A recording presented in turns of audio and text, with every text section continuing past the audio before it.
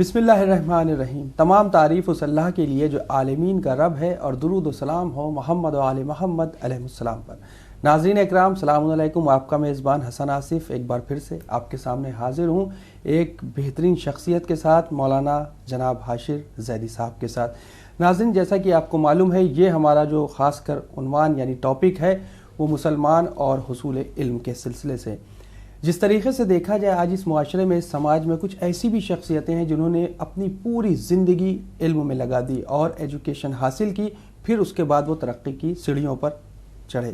لیکن وہیں اگر ہم دوسری طرف دیکھیں، اسی کے برعکس کچھ ایسی بھی شخصیتیں ہیں جن کے بارے میں یہ کہا جاتا ہے کہ بہت زیادہ علم حاصل نہیں کیا، بہت زیادہ پڑھائی نہیں کی، اور ماشاءاللہ وہ بھی ترقیوں کی سیڑھیوں کو یعنی اونچائیوں کو چھوتے ہیں.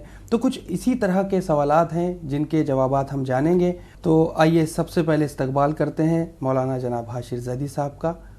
آغا السلام علیکم. السلام ورحمۃ اللہ.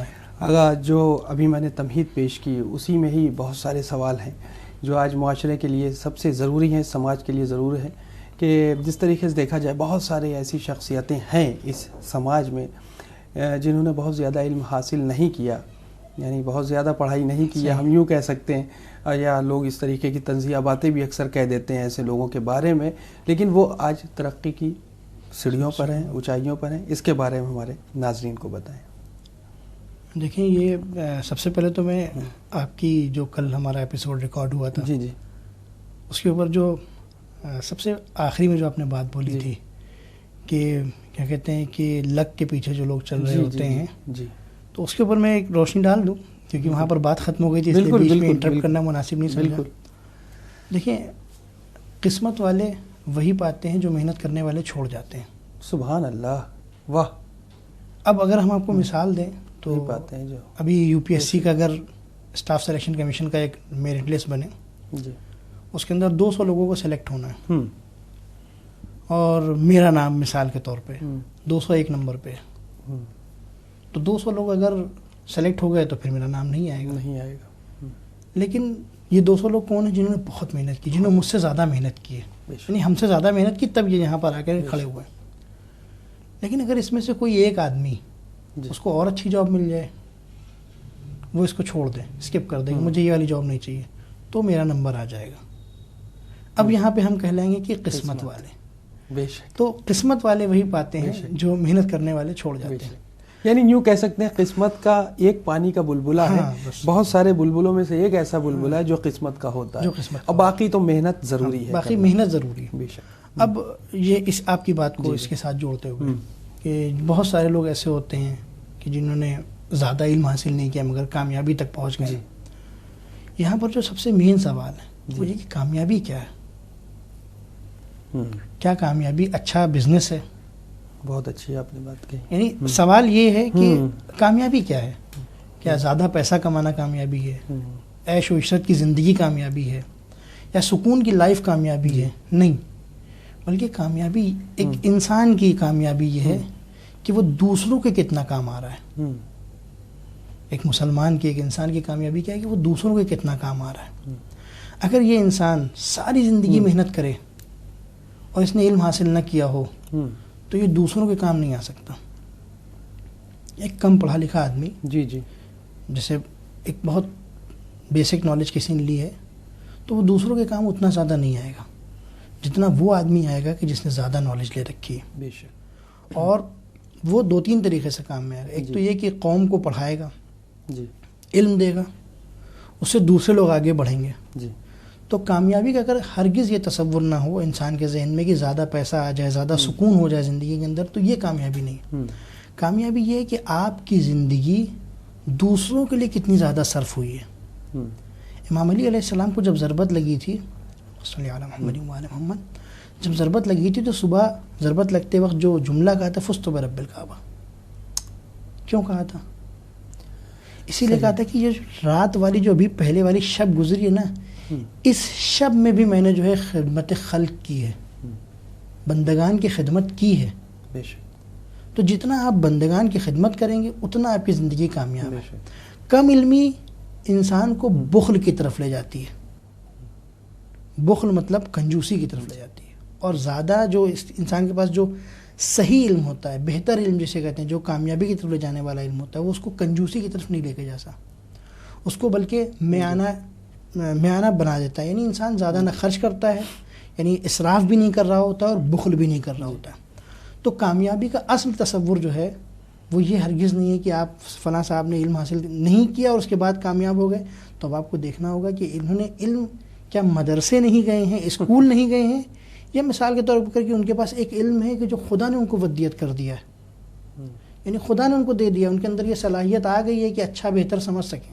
بے شک ڈگریز کا نام علم نہیں ہے، صلاحیت کا نام ہے. بے شک. اور ممکن ہے کہ کوئی آدمی کبھی اسکول نہ گیا ہو لیکن اس کے اندر صلاحیت بہت ساری ہے، بے شک. تو وہ عالم ہے اپنے حساب سے. بہت اچھی بات. اب اگر وہ انسان کامیاب ہو رہا ہے تو اس کا مطلب یہ کہ ایک عالم کامیاب ہو رہا ہے. لیکن اگر کوئی آدمی کے پاس کوئی صلاحیت ہی نہیں ہے اور وہ کامیاب ہو رہا ہے تو اب یہاں پر ہم کو کامیابی کی تعریف دیکھنا ہوگی. کامیابی کسے کہتے ہیں؟ کامیابی کیا یہ ہے یا وہ ہے؟ اسی کے برعکس اگر دیکھا جائے بہت سارے ایسے بھی معاشرے میں سماج میں لوگ ہیں بہت ہی ویل ایجوکیٹڈ انٹلیکچوئل لوگ، بہترین مطلب اگر ہم ایجوکیشن کے میدان میں ان کو دیکھیں لیکن وہ کچھ نہیں کر پاتے. یا تو وہی والی پھر بات ہے کیا لک کی بات کہیں کیا کہیں، وہ کچھ نہیں کر پاتے. تو اس کے بارے میں ہم چاہیں گے آپ تھوڑا سا وضاحت کر دیں. ایک تو یہ کہ جو لوگ ویل ایجوکیٹڈ ہیں جی اور وہ کچھ نہیں کر پا رہے ہیں تو سب سے پہلے تو انہیں اپنا تزکیہ کرنا ہوگا. اچھا. یعنی خود کا محاسبہ کریں کہ کمی کہاں پر ہے. مثال کے اوپر ایک انسان ہے اور پڑھا لکھا بہت ہے، پی ایچ ڈی کیا ہے لیکن کاہل ہے. اب اس پی ایچ ڈی کا کیا فائدہ؟ آپ بتائیں. کوئی فائدہ نہیں. کوئی فائدہ نہیں. اسی کے بغل میں ایک مزدور ہے جس نے کچھ نہیں کیا ہے لیکن محنت کرتا ہے. علم حاصل کرنے کا مطلب یہ نہیں کہ آپ علم حاصل کرنے کے بعد اپنا بستر پکڑ کے لیٹ جائیں. علم حاصل کرنے کے بعد اب آپ کو میدان میں بھی آنا ہے. اگر آپ میدان میں نہیں آتے ہیں بے شک تو پھر اس کا مطلب یہ ہے کہ آپ کامیاب نہیں ہو سکتے. جی. اب یہاں پر جو لوگ ہوتے ہیں مثال کے طور پہ میں نے بہت پڑھ لیا صاحب، میں نے ایم ایس سی کر لیا، ایسے لوگوں کے اندر کبھی اگر آپ ان سے پوچھیں کہ بھائی آپ ایم ایس سی کر کے کچھ کیوں نہیں کر پائے تو شاید وہ نہ بتا سکیں کہ وہ کیوں کچھ نہیں کر پائے. لیکن اگر آپ ان کی لائف اسٹائل کو کھنگالیں گے تو آپ کو سمجھ میں آ جائے گا کہ ان کا رجحان نہیں تھا ایم ایس سی کرنے کا، یہ چاہتے نہیں تھے ایم ایس سی کرنا، ان کو فورس میں کرایا گیا، کسی نے دھکا دے کے کروایا کہ تمہیں ایم ایس سی کرنا ہے، تمہیں بی ایس سی کرنا ہے. اگر یہ اپنے دل سے کوئی چیز سیکھ رہے ہوتے تو اس میں آگے بڑھتے. علم حاصل کرنے میں ایک بہت بڑی چیز ہوتی ہے. ایل ایل بی سب نے کیا ہے جی مگر کوئی یوگ موہت چودھری بنا، واہ، یا اور کوئی بڑا وکیل، میں یوگ موہت چودھری ایسے ہی مجھے نام یاد آ گیا، یعقوب میمن کا اس نے کیس دیکھا تھا تو کوئی بنا نہیں. آپ کو اگر کچھ پڑھنا ہے یعنی آپ کو کچھ کرنا ہے تو اس کے پیک پہ جا کر کے یعنی ایک دم بالکل اینڈ پہ اتنا آپ علم حاصل کریں کہ لوگ کہیں کہ یہ جو ہے اس کا مالک ہے. بے شک. اگر آپ تھوڑا بہت علم حاصل کریں گے، تھوڑا تھوڑا ہر چیز کا تھوڑا تھوڑا، تو جو ہر چیز کا تھوڑا تھوڑا ہے وہ بیٹر نہیں ہے، اچھا نہیں ہے. آپ کسی ایک چیز کا علم حاصل کریں اور اس کے ماہر بن جائیں. ڈاکٹر کلب صارق صاحب نے، میرے والد صاحب اس چیز کو نقل کرتے ہیں کہ کسی دن جمعے کے خطبے میں انہوں نے کہا تھا کہ مجھے کوئی ایسا انسان دکھا دیں کہ جو اپنے فن کا ماہر ہو اور محنتی ہو اور ایماندار ہو. اب اگر کوئی ایسا انسان اگر آپ مجھے بے روزگار دکھا دو تو میں اسے روزگار سے لگا دوں گا. یہ جمعے کے خطبے میں انہوں نے اسی لکھنؤ میں کہا تھا کہ محنتی ہو، اپنے فن کا ماہر ہو اور ایماندار ہو. یہ تین صفتیں جس کے اندر پائی جائیں گی اب وہ انسان بے روزگار نہیں ہو سکتا. اب اگر یہ کہتے ہیں کہ صاحب بہت پڑھ لیا اور اس کے بعد ان کے پاس کچھ نہیں ہے تو یا تو وہ محنتی نہیں ہے یا پھر اپنے فن کے ماہر نہیں ہے اور یا پھر جو ہے ان کے اندر کوئی اور صلاحیتیں نہیں پائی جاتی ہیں کہ وہ وہاں تک پہنچ سکیں. لہٰذا مسلمانوں کو چاہیے، خاص کر کے انڈین لوگوں کو بھی چاہیے کہ اپنے آپ کو اس چیز سے دور کریں، کاہلی سے دور کریں. بہت اچھی آپ نے بات کی. اچھا، یہاں سماج میں اور دوسرا رکن دیکھیں، کچھ ایسے بھی لوگ ہیں جو لوگ ترقی یافتہ یعنی بہت کامیاب ہیں اور اتنا زیادہ کامیاب ہیں کہ بڑے بڑے ان کے نام ہیں اور میں نام نہیں لوں گا، لیکن یہ میں ان کی طرف ان سب کی کیا جو بھی اس وقت جو تعلیم یافتہ لوگ ہیں تو ان کی سماج کے لیے، اس معاشرے کے لیے کیا ذمہ داریاں ہیں؟ ایجوکیشن بھی حاصل کر لی، ترقی کی سیڑھیوں پر پہنچ گئے، اب ان کو سماج کو کیا دینا چاہیے؟ دیکھیں یہاں پر جو ہے ہم انسانوں کو جو ہے دو طرح سے تقسیم کر سکتے ہیں. ایک تو وہ انسان ہے کہ جو خود اپنے لیے جیتا ہے، بے شک، یعنی بس ہم ہی ہم ہیں. بے شک، بہت اچھی بات. اور شاید ہم اگر یعنی ہو سکتا ہے کسی پہ گرا گزرے یہ بات، ہم ایسے کو انسان نہیں مانتے، اسلام انسان نہیں مانتا ایسے کو. بالکل، اس لیے کہ یہ صفت جانوروں کی ہے. ہاں بالکل صحیح. کہ اگر کسی کھانے میں ہم نے ہاتھ ڈال دیا تو صرف ہم ہی کھائیں گے، اب کوئی دوسرا نہیں کھا سکتا. یا کسی جگہ پہ ہم بیٹھ گئے تو اب یہ میری ہے اور کوئی دوسرا نہیں آ سکتا. لیکن جو اصل مسلمان ہیں، جو اصل انسان جس کے اندر انسانیت پائی جاتی ہے، وہ اپنے سوشل لوگوں کو بڑھا کے چلنے کی کوشش کرتا ہے. اب یہاں پر مسلمان اگر ہے تو اس کی ایک الگ ذمہ داری ہے. دین اسلام ہمیں کیا سکھاتا ہے کہ خود بھی آگے بڑھو اور دوسروں کو بھی آگے بڑھنے کی تعلیم دو. دوسروں سے بھی کہو کہ آگے بڑھو. بلکہ دین اس سے ایک قدم اور آگے بڑھ کے کہتا ہے کہ نہیں، ایسے نہیں کرو کہ تم اس کو خالی راستہ بتاؤ، بلکہ اس کا ہاتھ پکڑ کر کے لے جاؤ. بے شک. تو دین جو ہے وہ ہرگز یہ نہیں چاہتا ہے کہ آپ مثلا کسی کو راستہ دکھائیں خالی. جی.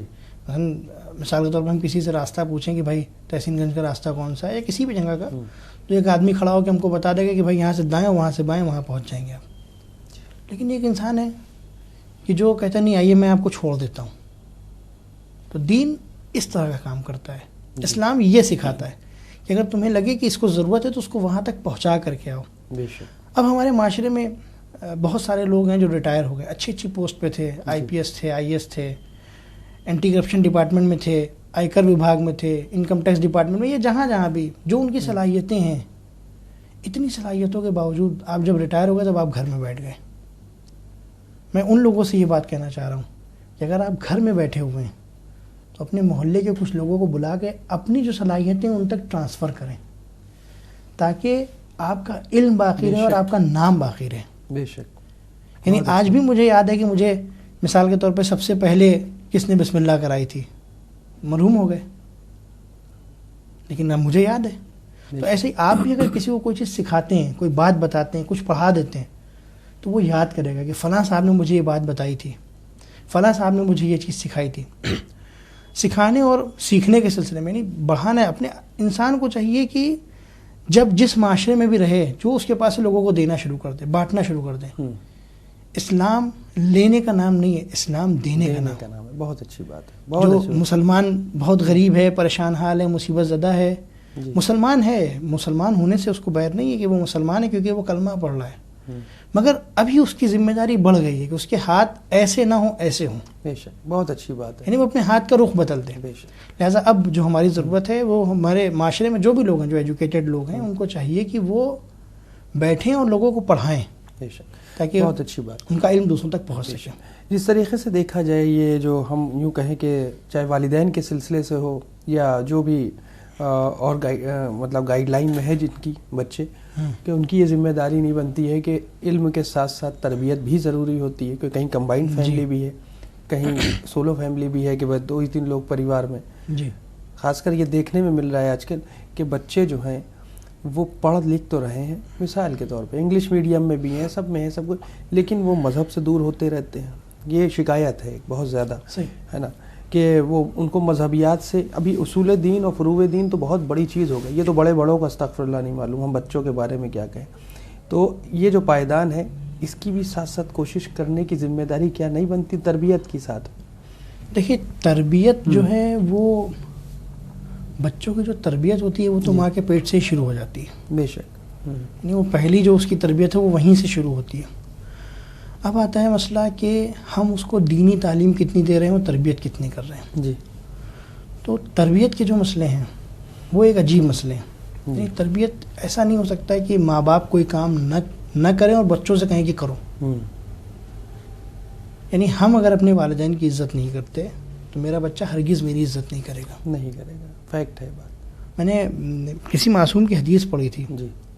یتیموں کے سلسلے میں تھا یہ بات کہ اگر تم کسی یتیم کے اوپر ظلم کرتے ہو اور اس کو پریشان کرتے ہو تو جیسا تم بوگے ویسا کاٹو گے. تو میں اس کا جو آخری کا حصہ ہے اس کو یہاں پر استعمال کوٹ کرنا چاہوں گا کہ جو بونا ہے وہی کاٹنا ہے. سچ. اگر ہم آج جو ہے کیا کہتے ہیں کہ اپنے ماں باپ کی عزت نہیں کر رہے ہیں تو میرے بچے میری عزت نہیں کریں گے. اب ہم اگر جوائنٹ فیملی میں ہیں تو سب سے پہلی چیز تو یہ کہ جوائنٹ فیملی میں ہم کو اپنے بچوں کو سکھانا ہے کہ تمہیں دادا کی عزت کرنی، تمہیں دادی کی عزت کرنی ہے.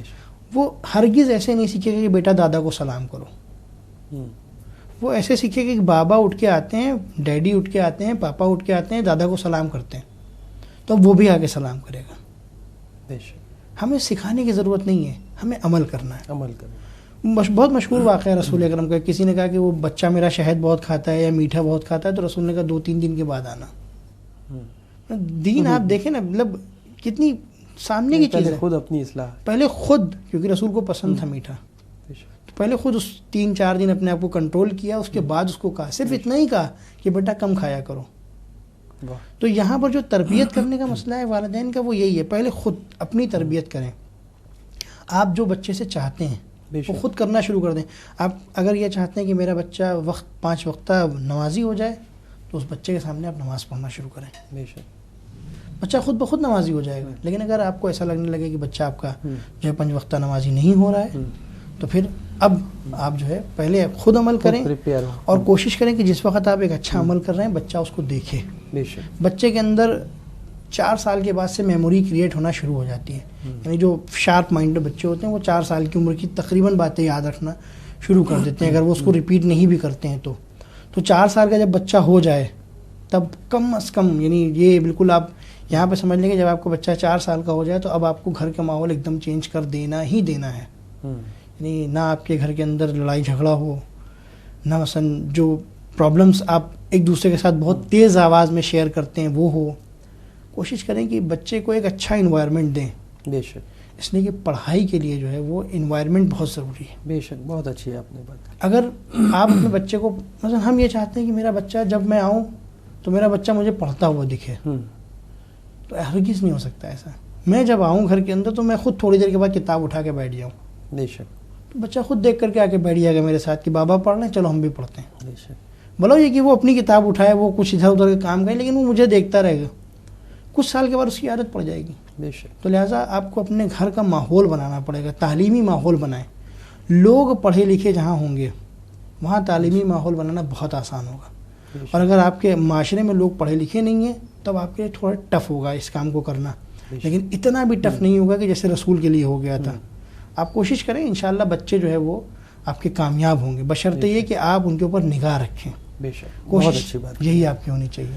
بہت بہت شکریہ آغا. تو ناظرین، آپ کو ہمارے یہ ایپیسوڈز میں یہ جو چوتھا ایپیسوڈ ہے یہ آپ کو کیسا لگا؟ آپ اپنا فیڈ بیک ہمیں binislam@gmail.com پر ہمیشہ کی طرح ضرور سینڈ کریں. جاتے جاتے ایک بات ضرور کہوں گا کہ دیکھیے، سب سے پہلے جیسے کہ آغا نے کہا کہ ہمیں اپنی اصلاح کرتے رہنا ہے، یعنی اپنے کو بھی جج کرنا ہے، اپنے اندر بھی تبدیلیاں لانا ہے جو ایٹماسفیئر کو چینج کر سکے، یعنی انوائرمنٹ جو ہے وہ چینج ہو سکے. کیونکہ جب تک ہم اپنے اندر تبدیلی نہیں لائیں گے، ہمیں بھی شارپ مائنڈیڈ، یا یوں کہیں کہ ہمیں بھی اپنے اندر صلاحیت لانا ہوگی، تبھی ہم اپنے بچوں کو صحیح طریقے سے ایجوکیٹ کر سکتے ہیں اور ساتھ ساتھ دینی تعلیم بھی دے سکتے ہیں. فی الحال ہمیں اور آغا کو اجازت دیں، انشاءاللہ پھر حاضر ہوتے ہیں اگلے ایپیسوڈ میں. شکریہ، خدا حافظ. دیکھتے رہیں چینل میں.